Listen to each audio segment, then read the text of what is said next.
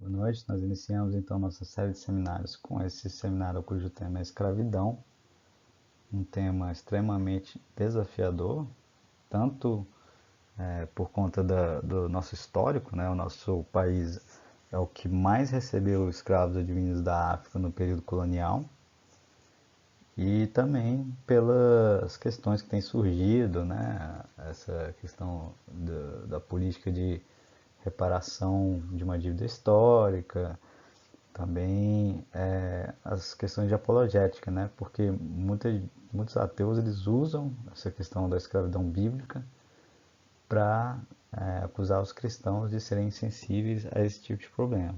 Então, esse cenário será conduzido sob a tutela do professor Miguel Farinácio, que é disciplina de cultura semítica e helênica, e será conduzido pelos alunos Adriel, Erinaldo, eu, João Paulo e Reginaldo.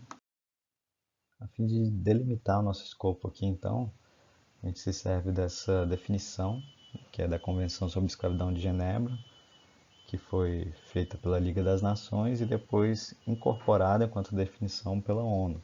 Ela diz o seguinte: a escravidão é o estado ou condição de um indivíduo sobre o qual se exercem total ou parcialmente alguns ou todos os atributos do direito de propriedade. A gente vê o direito de propriedade estando relacionado ao indivíduo.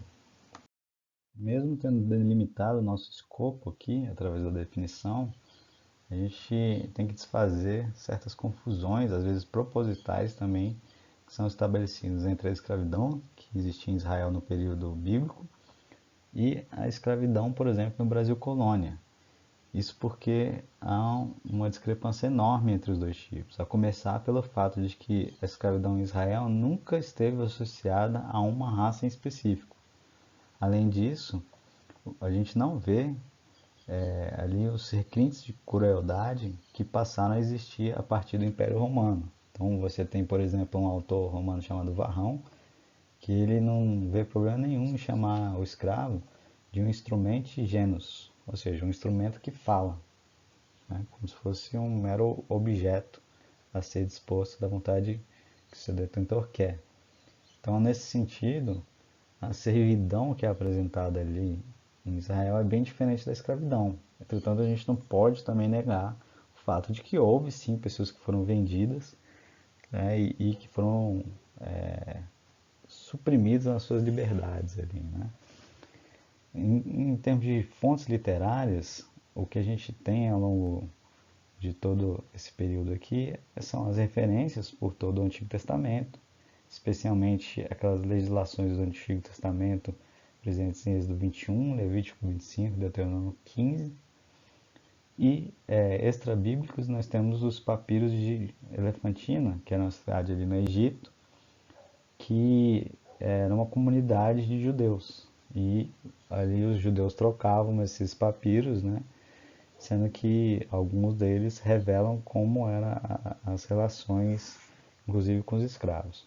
A gente tem também fontes extras bíblicas tratando de outros povos. Aí tem diversos materiais. Então você vai ter, por exemplo, o Código de Hammurabi, que vem lá do século XVIII a.C.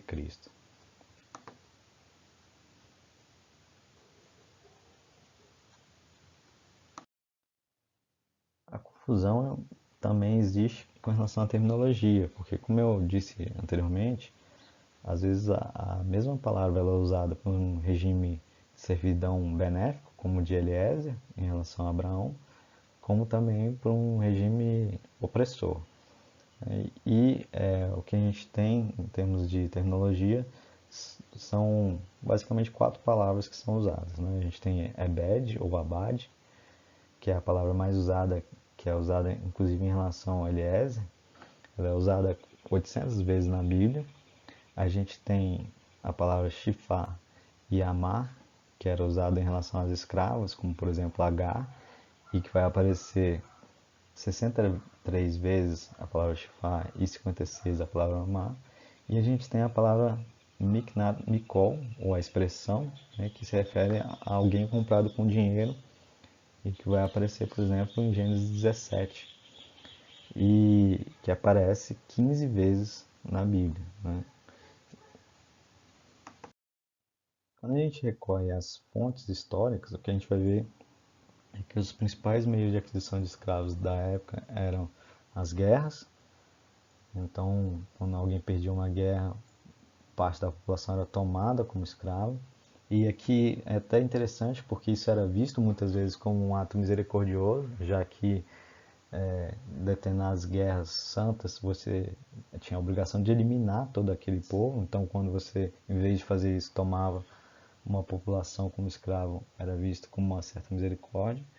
Você tinha também a aquisição por meio da compra, a questão da insolvência, né, que era quando alguém não conseguia pagar uma dívida para com outra e ele podia se vender ao detentor da dívida ou então a outra pessoa para pagar a dívida. E aí você tem as formas derivadas, que eram as formas de transmissão daqueles que já tinham escravo. Então você podia dar de presente, você podia legar como herança a um herdeiro e os filhos do escravo se tornavam seus também, de forma que você poderia adquirir escravos por meio do nascimento. E aí tem essa questão do sequestro, que eu botei em vermelho, que não era algo comum na época. Então isso aqui já é uma discrepância que existe em relação à escravidão no período colonial, porque o que a gente vê ali com Portugal, por exemplo, tomando pessoas do Sudão, sequestrando essas pessoas para alimentar o comércio escravocrata, a gente vê que isso não existiria no período bíblico, porque inclusive há mandamentos específicos proibindo esse tipo de coisa. Então já é uma discrepância enorme aqui. Interessante a gente observar também as condições nas quais esses escravos eram mantidos, né? E não só a aquisição. Então, em termos de status legal e dos direitos dos escravos, a gente tem 7 itens para analisar. Por exemplo, como se dava manumissão, até que ponto esse escravo tinha a possibilidade de alforria, em que casos isso se dava, os direitos religiosos que eram desfrutados por eles em relação aos cidadãos livres, os direitos civis, né, por exemplo, de não ser maltratado, as questões envolvendo o casamento, se era possível esse escravo se casar e como isso se dava com a alforria de um ou de outro casamento, a questão do pecúlio, né, a possibilidade desse escravo acumular para si uma renda e às vezes até de ter essa renda oriunda do próprio trabalho que ele exercia, né, então ele seria remunerado, embora num valor menor do que um trabalhador livre. As questões envolvendo o asilo, extradição, né, quando esse escravo fugia, e os sinais de ignomínia, que eram usados para marcar o escravo, principalmente aquele escravo que havia fugido. Né? Então, esses são os critérios que podemos adotar para avaliar isso. Também nós vamos ver que você tinha basicamente dois tipos de proprietários e dois tipos de escravos. A gente tinha os proprietários privados, como o próprio Abraão, né, que detinha Eliezer, H e outros escravos ou servos. E a gente tinha os proprietários públicos, que eram aqueles estados que conquistavam pessoas como trabalhadores forçados, normalmente a partir das guerras, como a gente tem aí nesse relevo dos assírios, né, celebrando a conquista sobre Laquis. Então, você tem figurados judeus sendo levados para a Síria. Né? E a gente tem dois tipos de escravos também. A gente tem os escravos israelitas e os não israelitas. Óbvio que a gente está falando disso a partir da escravidão que existe ali na Bíblia, né? Porque para os outros povos essa distinção não faz nenhum sentido. Mas aqui que a gente vai ver que os israelitas tinham mais direitos, mesmo enquanto escravos, do que os não israelitas. Bom, agora a gente começa a analisar como isso se deu naqueles 4 períodos que compõem o Antigo Testamento. Né? Então, a gente vai ter nesse primeiro período dos patriarcas, que vai de mais ou menos 2000 a 1650 a.C., é toda a história de Gênesis, basicamente. Né? Então, a gente tem a primeira menção, usando o termo Ebed ou Abad, é, em Gênesis 9, no versículo 25, e é aquele episódio onde Noé se vê embriagado e Cã, em vez de ajudar o seu pai, ele zomba dele, né? Então Noé amaldiçoa ele, dizendo que ele fosse servo dos servos a seus irmãos. Então a gente vê aqui a escravidão como uma maldição. Então, embora não fosse tão ruim quanto a gente tem noção, certamente era ruim porque era uma maldição. Mas a gente vê também em Gênesis 17, no versículo 12, que o escravo, ele incrivelmente recebia o símbolo da aliança, e isso antes de que houvesse uma lei estipulada ou entregue ao povo, né? Então a gente vê aqui, o que tem 8 dias será circuncidado entre vós, todo macho nas vossas gerações, tanto o escravo nascido em casa, como o comprado a qualquer estrangeiro que não for da tua estirpe. Então essa orientação a Abraão, e você vê que o escravo recebia o símbolo da aliança. Em Gênesis 50, no versículo 17, é dito: assim direis a José: perdoa, pois, a transgressão de teus irmãos e o seu pecado, porque te fizeram mal. Agora, pois, te rogamos que perdoes a transgressão dos servos de Deus de teu pai. José chorou enquanto lhe falava. Aqui a gente já vê o uso numa acepção não tão ruim, porque a gente vê servo se referindo aos servos de Deus. Então, demonstrando que também não é tão ruim quanto se imagina, ou pelo menos não nessa acepção que é usada aqui. Pontuando ainda outros aspectos que a gente vai ver que a escravidão é uma prática difundida no Antigo Oriente, durante o período ali do Antigo Testamento. Então, a gente vê isso através de uma série de documentos históricos que foram preservados. A gente vê que os escravos aqui, no caso bíblico, eles faziam parte da aliança com Deus. Que a gente pode ver também é que existiam já escravos particulares como Eliezer e escravos públicos como aqueles do faraó ou os de Abimeleque, né? E a gente vê que a escravidão em relação às mulheres se dava principalmente na ideia de que ela deveria ficar a serviço pessoal da dona da casa ou como ama de leite, e que elas podiam suscitar descendência ao seu senhor, mas que o status delas ficaria inalterado, ela não deixaria de ser escrava por ter suscitado a descendência ao senhor. Em relação aos homens, a gente vê que a maioria deles era composta de trabalhadores braçais, mas eles podiam ser escravos da casa também, como José ali em relação a Potifar.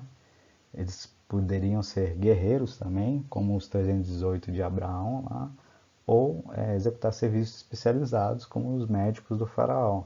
Além disso, eles podiam se tornar herdeiros do seu senhor, como Abraão chegou a cogitar em relação a Eliezer, antes que Deus reafirmasse seu compromisso com ele de novo e suscitasse descendência a ele através de Isaac. Então aqui a gente tem uma linha do tempo, onde a gente tem a primeira menção de escravidão após o exílio, que é no episódio sem Cã e Jafé e Noé. A gente tem uma menção relativa a Eliezer e Agar, né, escravos de Abraão. A gente tem também como denotando riqueza, né? Por exemplo, quando o servo de Abraão vai buscar uma esposa para Isaac, ele alega isso frente a Betuel e Labão, e inclusive nesse período também que a gente tem o Código de Hammurabi, que é esse monolito aí preto, né, que tem uma série de inscrições de volta e direitos concernentes aos escravos escritos nele. A gente tem também a venda de José mais para frente ali, e aí a gente já tem a ideia de que de fato pessoas eram vendidas, né, embora o sequestro não fosse algo comum. E a gente tem por último uma menção notável, que é o fato de que o próprio José, ele de certa forma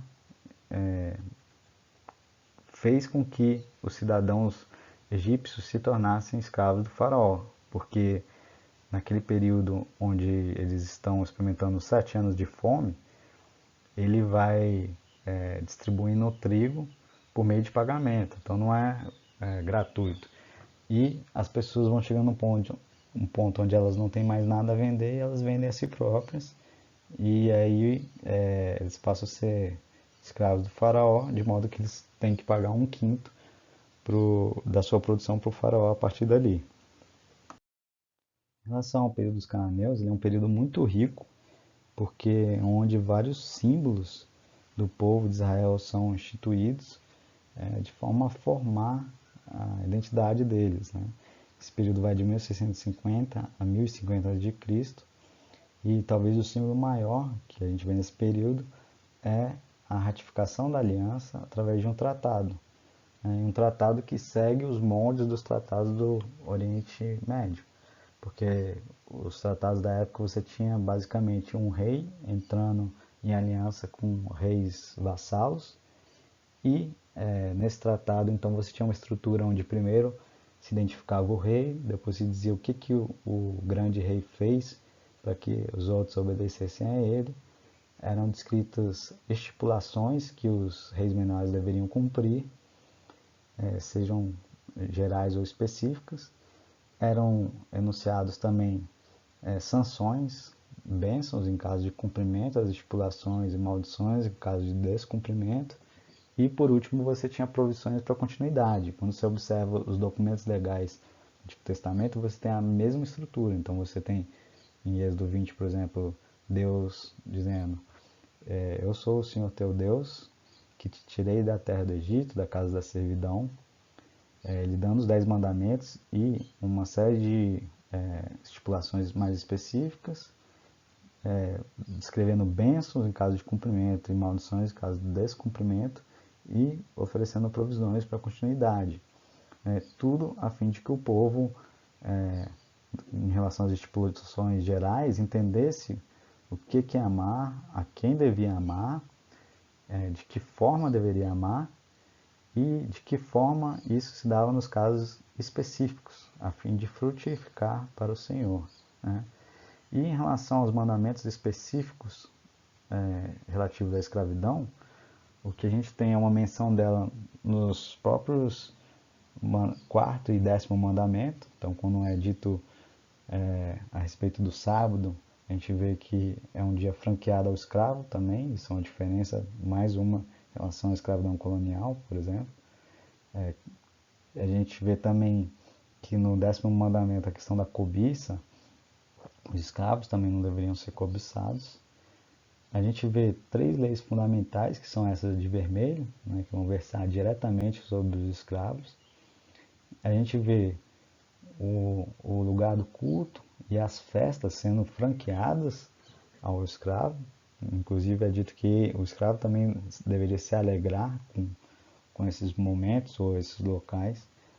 A gente vê uma provisão de que os escravos fugitivos recebessem asilo, em Deuteronômio 23, no versículos 15 a 16, e a gente vê a escravidão ser anunciada como maldição também em caso de descumprimento da lei. Então, mostrando que ela também era uma maldição, inclusive sobre aqueles que não respeitavam as leis de escravidão sobre o seu próprio povo, né? E aí, esmiuçando essas leis veterotestamentárias, o que a gente tem é, primeiro, aquela diferenciação entre israelitas e não israelitas. Então, por exemplo, israelitas não poderiam cobrar juros de outros israelitas, e isso era importante no que tange à escravidão, porque tem aquela questão da insolvência como forma de aquisição de escravos. Você tem a questão do ano sabático, de forma que o judeu ele permanecia no máximo 6 anos como escravo, depois deveria ser liberto. A gente tem a questão do resgate, que era a possibilidade de um parente seu te resgatar quando você tivesse uma situação de escravidão por insolvência. Você tem a questão da manumissão, como eu disse, se referindo ao fato de que o hebreu ele ficava no máximo 6 anos preso, e também de que em determinados casos, como aqueles onde ele era mutilado pelo seu senhor, ele deveria receber a liberdade. Em termos de direitos religiosos, a gente viu que a circuncisão, o Shabá, o culto e várias festas eram franqueadas aos escravos. A gente vê que os direitos civis existiam, então o senhor era punido pela morte do escravo ou pelos seus maus tratos, e o sequestro era proibido. A gente vê que o casamento poderia se dar numa situação de escravidão, inclusive aqueles que já eram casados antes de se tornarem escravos. Quando um deles era alforriado, toda a família também era alforriada com ele. A gente vê que, de fato, o escravo ele podia juntar um dinheiro para si. Inclusive, há alguns autores que acham que ele recebia alguma remuneração. A gente vê que era concedido asilo aos escravos que fugiam, e a gente vê que os escravos recebiam uma marca, mas eu não diria que era uma marca, um sinal de ignomínia, porque não era aqui para humilhar o escravo, mas quando ele desejava permanecer com seu senhor, ele furava a orelha contra com uma sovela contra o batente da porta, de modo a dizer que ele se identificava com aquela casa e de modo que ele pudesse ser conhecido como um escravo voluntário que permaneceria nessa condição por toda a sua vida a partir de agora. Então, a gente tem a questão da involução de uma situação de servidão no Egito até uma escravidão opressiva, a libertação com Moisés e o recebimento da lei. No período de Josué, por exemplo, os gibeonitas enganando ao povo ali e aí passando a ser escravos dos israelitas, né? Eles se tornariam rachadores de lenha e recolhedores de água. Aí a gente tem a questão do resgate, né? Com Boaz e Ruth. E a gente tem também as orientações de Samuel com relação aos direitos do rei, e um desses direitos é que o rei poderia constituir escravos para si. Então, um alerta que ele dá ali antes de ungir Saul. Quando a gente vai para o período assírio-babilônico, de mais ou menos 1050 a 587 a.C., a gente tem basicamente aquele período dos reis de Israel, seja enquanto monarquia unida ou enquanto monarquia dividida. E o que a gente vê é que Salomão, talvez levando mais a fundo algo que começou de forma incipiente com Davi, ele recorreu à odiada corvéia, à escravidão estatal e ao trabalho forçado. Inclusive, Roboão ele decidiu impor uma carga maior de trabalho ao povo, quando o reino é legado a ele, o que causou a divisão dos reinos. É um dos motivos, pelo menos, né? Ou divisão do reino em dois, né? A gente tem a questão dos maus reis que sucedem então, e ultimamente a maldição da escravidão recaiu sobre os reinos de Israel e Judá, porque Israel primeiramente é levado para o exílio e depois Judá. E há indícios, inclusive, de que as leis veterotestamentárias quanto aos escravos talvez nunca tenham sido respeitadas, né? A gente vê alguns indícios disso, dentre eles desse texto de Jeremias 34, versículos 8 a 16, que a gente vai comentar mais para frente. Bom, continuando nossa linha do tempo, o que nós temos aqui? Temos em primeiro lugar aquele encontro entre os servos de Davi e os servos de Nabal, e aquele desentendimento provocado pelo fato de que Davi tinha protegido os pastores de Nabal. No entanto, na hora de requerer asilo e alimento, Nabal não só não oferece, como é grosseiro em relação a Davi. Inclusive ele diz: quem é Davi, quem é o filho de Jessé? Muitos são hoje em dia os servos que fogem a seu senhor. Então, acusando-os de serem escravos fujões, vamos dizer assim, né? Os servos fujões, e não concedendo asilo. A gente tem também, mais para frente, Salomão se utilizando de trabalho forçado e possivelmente até escravo para as edificações ali que ele empreendeu. E inclusive alguns comentaristas vão dizer que esse trabalho escravo foi usado até para a construção do templo. A gente tem a situação que é registrada ali nos relevos de Laquis, que é a queda do reino do norte, e como os israelitas foram levados como escravos para a Síria, né? Relevos de Laquis que hoje estão no Museu Britânico. A gente tem o alerta de Jeremias em relação às más práticas do povo, né? Porque por um momento eles têm uma atitude santa que é a de libertar os seus escravos conforme a lei prescrevia no 6º ano, mas logo em seguida eles se arrependem, voltam atrás e tomam esse povo como seus escravos de novo. E aí Jeremias faz um tremendo alerta e inclusive fala que por conta dessas coisas é que Deus traria essa maldição sobre o povo, maldição que a gente vai ver de certa forma através do exílio. Então a gente vê aqui já o Jeremias está falando, obviamente, ao reino do sul, porque o reino do norte já tinha sido levado. A gente vê Jerusalém pegando fogo, inclusive a gente tem esse monolito que está no museu da Alemanha, que lista certas rações ali dos escravos e inclusive aparece o nome de Jeconias nele, né, o rei do exílio ali. O período Medo-Persa é o período que vai desde 587 a 320 a.C., né? E aí depois a gente tem o período intertestamentário. A gente nesse período tem a reconstrução de Jerusalém, ou tentativa, e a gente tem esses dois textos aqui que versam sobre a servidão. O primeiro de Esdras, que diz: Agora, por breve momento, se nos manifestou a graça da parte do Senhor nosso Deus, para nos deixar alguns que escapem, para dar-nos estabilidade no seu santo lugar, para nos alumiar os olhos, ó Deus nosso, para nos dar um pouco de vida na nossa servidão, porque somos servos, porém na nossa servidão não nos desamparou nosso Deus. Antes estendeu sobre nós a sua misericórdia e achamos favor perante os reis da Pérsia, para nos reviver, para levantar a casa do nosso Deus, para restaurar as suas ruínas e para que nos desse um muro de segurança em Judá e em Jerusalém.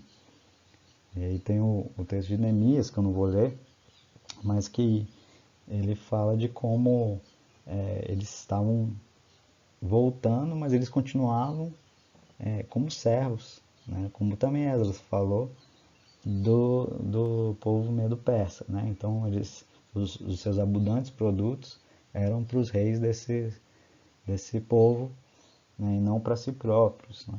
Por conta do pecado deles. O que a gente vê nesse período aqui, após a queda de Ciro, em 539 a.C., os judeus vão gradualmente retornando do exílio. Entretanto, eles continuam sob o regime de servidão medo-persa, não tendo todas as liberdades de outrora. E em 332 a.C., inclusive, eles vão cair em outro domínio, que é o domínio de Alexandre o Grande, que vai permanecer até sua morte em 323 a.C., sendo que a partir dali o Império Alexandrino seria dividido entre os 4 generais, dos quais sobrariam só 2, que estariam em constante conflito, sendo que Israel seria o palco entre esses dois, né? Então a gente tem o reino dos Ptolomeus e dos Seleucidas, que vão estar em constante conflito. Então a gente tem o retorno aqui do povo, né? A partir do decreto de Ciro, em várias levas. A gente tem a oração aqui de Esdras, né? Que é daquele texto que foi lido. A gente tem o discurso ali de Neemias, também falando sobre a servidão do povo como punição pelos seus pecados. E a gente tem aqui uma imagem grega que demonstra já escravos numa carvoaria. Então, embora os israelitas tenham desfrutado de uma condição extremamente favorável sob o governo de Alexandre o Grande, que deteriorou já sob o governo dos seus generais, mas existia escravidão no Império Grego. E aí, concluindo, aqui a gente vê que, como foi dito, as palavras bíblicas para escravo cobrem uma ampla faixa de sentido, que faz com que seja necessário se analisar o contexto, e o que se vê é que em certos casos, de fato, o relacionamento é claramente de escravidão, houve uma opressão, mas que as leis veterotestamentárias elas não tinham o intuito de promover aquela situação, mas sim de regular uma situação injusta, refreando o mal ali, né? E tudo indica, a partir do que a gente vê, especialmente no Novo Testamento, que o ideal cristão aponta para a autossujeição e filiação a Deus, que confere a liberdade em Cristo aos cristãos, né? É verdade que, inclusive, a gente vai desfrutar plenamente na glorificação. Então, o que a gente vê lá em Gálatas 3, nos versículos 26 a 28, pois todos vós sois filhos de Deus mediante a fé em Cristo Jesus, porque todos quantos fostes batizados em Cristo, de Cristo vos revestistes. Dessa arte não pode haver judeu, nem grego, nem escravo, nem liberto, nem homem, nem mulher, porque todos vós sois um em Cristo Jesus. Amém. Nós temos aqui nossa bibliografia e estamos à disposição para as perguntas, caso hajam. Ok? Obrigado.